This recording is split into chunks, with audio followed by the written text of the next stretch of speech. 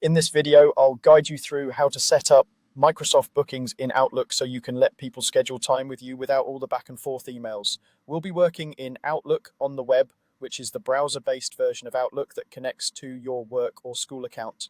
First, open your browser and sign into Outlook on the web.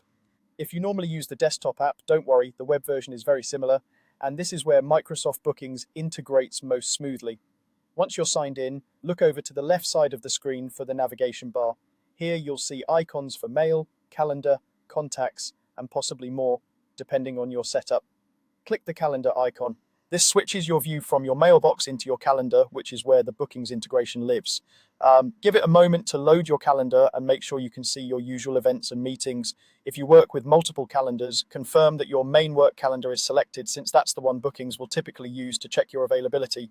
Now we're going to locate the option to create or open your booking page. Depending on your organization and Outlook version, this might appear slightly differently, but it's usually very easy to spot once you know where to look. Look toward the top left corner of the calendar screen or along the left-hand sidebar.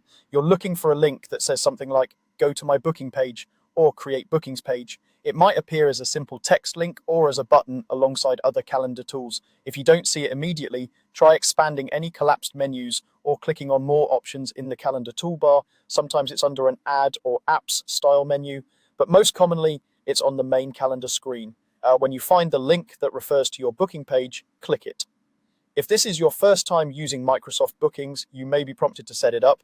This setup usually involves confirming a few basics, like your time zone, your default working hours, and possibly your business or department name if you're creating a shared booking page. Follow the on-screen prompts and read each step carefully so that your availability is accurate. Take a moment to review any options related to how people can book with you. For example, you may see settings for how long appointments can be, how far in advance people can book, and whether buffer time is added between meetings. Even though the core instruction is simply to set it up, it's worth pausing here to choose settings that match how you actually work. For instance, if you prefer 30-minute slots and don't want last-minute bookings, adjust those options before you share your page. Once the basic setup is complete, your booking page will be created and linked to your Outlook calendar.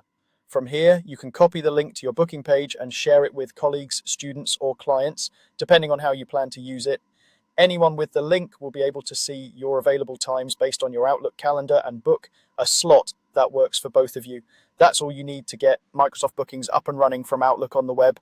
Open your calendar, find the booking page link, and walk through the setup prompts so your page reflects your schedule.